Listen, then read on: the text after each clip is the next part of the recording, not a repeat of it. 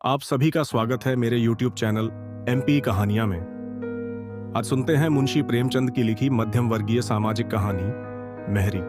भगवान भला करे लल्लू जी की मां का, जिनके बल पर हर प्रकार का आराम है। अन्यथा डाक खाने की नौकरी, जहां 7-8 घंटे की हाजिरी और कभी दफ्तर को देर न हो, यह चमत्कार नहीं तो और क्या है। घर बार का सारा काम सदा स्वयं ही समय पर हो जाता।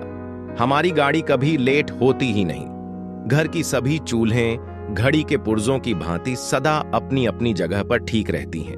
यह सब लल्लू जी की मां का जादू है। यदि मुझे किसी छुट्टी के दिन दफ्तर जाना पड़ जाए तो रो पड़ूं, लेकिन वे बेचारी हैं कि उनको न इतवार से मतलब है न ही बड़े दिन से। काम है कि प्रतिदिन बढ़ता ही जाता है। मेरा घमंड वेतन के साथ साथ बढ़ता जाता है, लेकिन वे उफ तक नहीं करती। घर में प्रभु की कृपा से 4 बच्चे हैं। उनके ही काम से एक औरत को अवकाश मिलना कठिन है। फिर पता नहीं वे अन्य कामों के लिए किस प्रकार समय निकाल लेती हैं। मेरे व्यक्तिगत सुख के सभी काम वे स्वयं ही करती हैं। जाड़े में सुबह सुबह गर्म पानी मौजूद, हजामत का सामान अपनी जगह तैयार, पूजा के बर्तन साफ, पॉलिश किए हुए जूते, अर्थात कहीं से उंगली रखने का कोई अवसर न मिलता। इस पर मजा यह कि इन बातों में कुछ खर्च नहीं होता। एक जमाना था कि मुझे 20 रुपए मासिक मिलते थे। उस समय देसी जूते और साधारण से 4 खाने के कोट पर गुजर होती थी। अब परमात्मा की कृपा से 100 रुपए मासिक मिलते हैं तो पॉलिशदार जूता और रेशमी कोट से कम नहीं चाहिए। वे बेचारी हैं कि जिस प्रकार पहले रहती थीं, उसी प्रकार आज भी गुजर करती हैं। केवल दूसरे साल एक गहना और कार्तिकी के दिन त्रिवेणी स्नान, बस इसी में प्रसन्न है। इधर हम लोग हैं कि प्रत्येक वर्ष वेतन वृद्धि होती है, लेकिन धन्यवाद के स्थान पर सदा उलाहना उपालंब ही मुंह पर रहता है। और हर समय पोस्टल एसोसिएशन की पुकार कि वार्षिक वेतन वृद्धि में बढ़ोतरी और दफ्तर के कार्य का समय कम रखा जाए और कोई भी अधिकारी आंख उठाकर न देख सके। मैं जो दाल चावल खाता हूं वही वे भी खाती हैं। ईश्वर की देन है कि उन्हें संतोष रहता है और मुझे असंतोष और अधीरता। मैं पूरा का पूरा वेतन लल्लू जी की मां के हाथ में ही दे देता हूं और मुझे वह सुख सुविधा मिलती है जो 300 रुपये के अफसर को भी नसीब न हो। अतिथि भी प्रसन्न रहते हैं और सभी संबंधी भी संतुष्ट हैं। सच पूछिए तो जितना काम वे करती हैं वह 100 रुपये से अधिक का होता है। साहब लोग अपने बच्चों के लिए 15-20 रुपये मासिक पर आया रखते हैं, लेकिन उनको वह आराम और प्यार नसीब नहीं होता जो मेरे बच्चों को है। यदि मैं एक बावर्ची रखूं तो कम से कम 10 रुपये मासिक और भोजन देने पर भी इतना अच्छा खाना नहीं बना सकता। इस पर मजा यह कि सदा खर्च में किफायत दृष्टि में रहती है। यदि मैं 15 रुपये मासिक पर अपने लिए एक बैरा रखूं तो भी वह इतनी देखभाल और रख रखाव नहीं कर सकेगा। फिर बच्चों के कपड़ों की सिलाई ही 10-15 रुपये मासिक की हो जाती है। झाड़ू बर्तन की नौकरानी ही 10-5 रुपये मासिक ले जाती।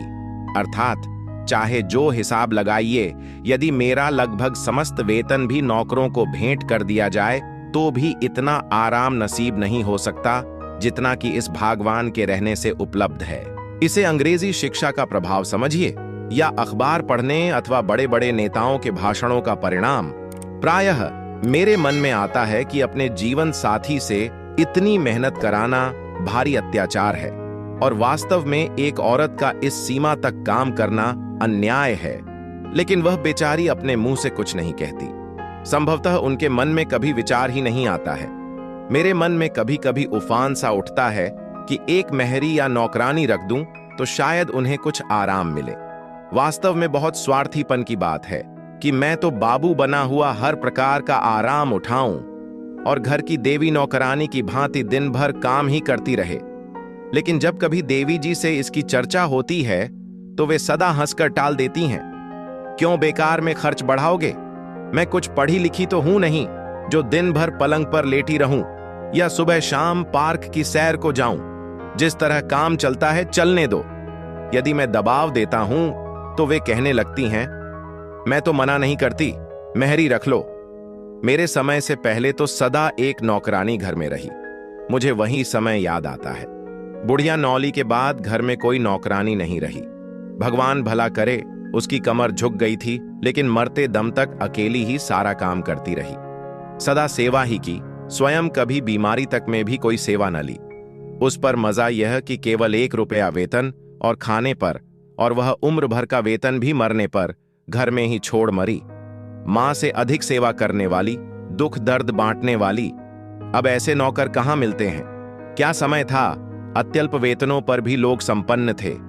इसके प्रतिकूल आजकल वह समय है कि आय और व्यय दोनों में वृद्धि, उस पर भी हर समय असंतोष।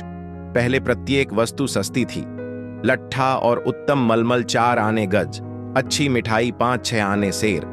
अब खर्च 2 गुना हो गया है, मगर वह बात ढूंढे नहीं मिलती।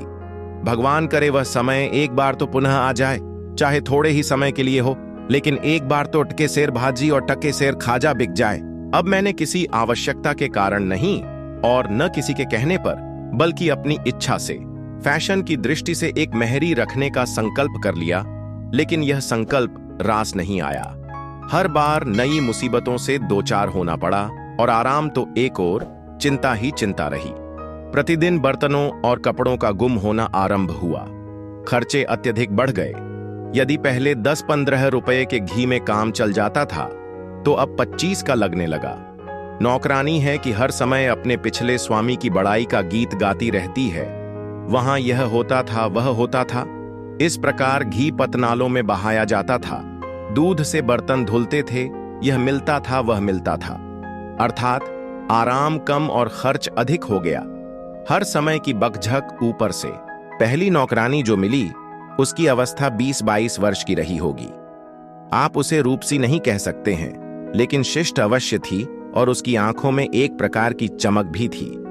यद्यपि कोई विशेष बात नहीं हुई, लेकिन देवी जी को शिकायत ही रही। वह कहती कि मैं अब दफ्तर देर से जाता और शीघ्र लौट आता हूं, लेकिन मैं पूरे समय तक दफ्तर में ही रहता। डाकखाने की नौकरी में देरी और जल्दी कैसी। दूसरी शिकायत यह हुई कि मैं जमुना, नौकरानी का नाम की ओर बहुत देखता हूं, हर समय उसी से बातें करता रहता हूं, लेकिन मुझे कोई असामान्य बात नहीं लगी। लेकिन जब शिकायत बढ़ते बढ़ते कष्ट और शोक तक जा पहुंची, तो मैंने अंततः उसे नौकरी से निकाल दिया। इसके पश्चात मैंने ढूंढकर एक बुढ़िया रखी, ताकि घर में किसी प्रकार का संदेह उत्पन्न न हो और आवश्यकता भी पूरी हो जाए। लेकिन यह प्रयोग भी असफल रहा। बुढ़िया से न तो पानी से भरा कोई बर्तन ही उठता है, न पलंग ही उठा सकती है।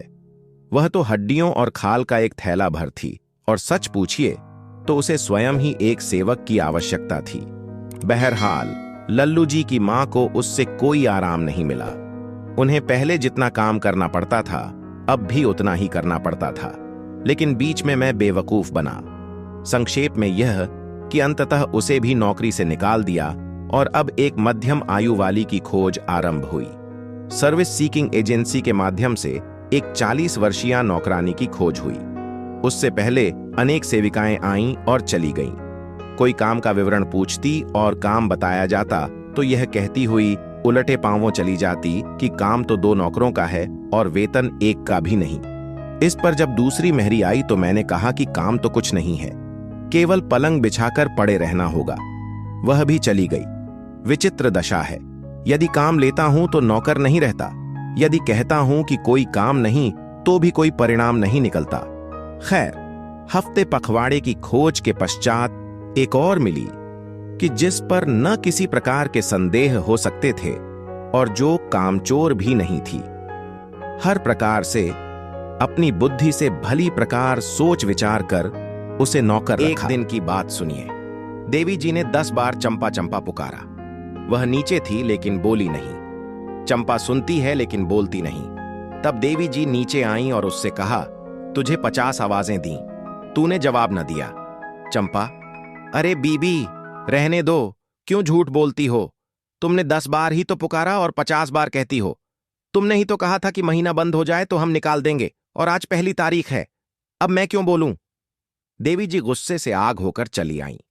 चंपा उत्तर देने में बिजली। बेचारी पर्दे में रहने वाली देवी जी चुप होकर मेरे कारण गुस्सा पी जाती और मुझसे कुछ न कहती। मेरा कमरा भली प्रकार साफ न होता, और यदि वे कुछ कहती तो वह कहती कि कौन बड़ा साफ कमरा है। एक दिन चंपा ने चीनी मिट्टी के गुलदान तोड़ डाले। देवी जी ने पूछा तो कहा, लड़कों ने तोड़े हैं देवी जी। लड़के इनको कभी नहीं छूते। थोड़े समय में पता चला कि यह औरत जब चाहती अच्छा काम करती और जब न चाहती तो कुछ न करती। ऊपर से यह कि जब जी में आता धृष्टता का व्यवहार करती। एक दिन की घटना सुनिए।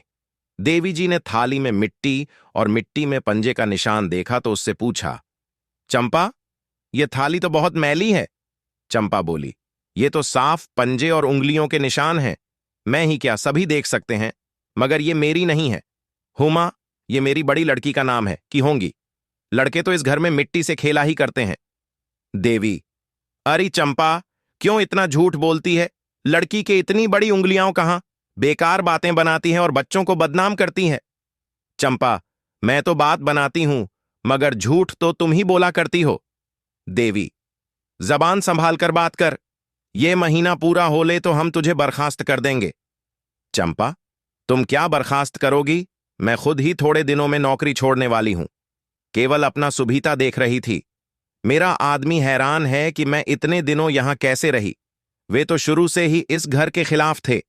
यहां किसी नौकर का गुजारा हो ही नहीं सकता। सब चीजों पर ताले और मुहरें लगी हैं। सूखी तनख्वाह ही तनख्वाह है। यह बात तो साफ है कि यहां कभी कोई नौकर नहीं रहा है। जब मैं शाम को दफ्तर से आया तो मुझे यह बात पता चली। मैंने यह कहकर टाल दिया कि तुमको नौकर नहीं रखना है तो निकाल दो। जो मैंने लल्लू जी की मां के साथ किया, उस अन्याय पर मुझे बाद में बहुत पश्चात्ताप हुआ। खैर, उस समय तो यह बात आई गई हो गई और मैंने चंपा को समझा दिया और फिर कुछ दिनों तक काम चलता रहा। चंपा, तो साहब मैंने ही तोड़े। मुझे कब कहा था कि गुलदान न तोड़े? शीशे के बर्तनों को कहा था, सो आज तक एक भी नहीं टूटा है। जो काम करेगा उससे टूट फूट भी होगी। गुलदान पुराने तो थे। आपको नौकर नहीं रखना है। बेकार झूठे आरोप लगाती हैं। जब शाम को मैं पहुंचा तो कहा, हां सरकार, खता हो गई।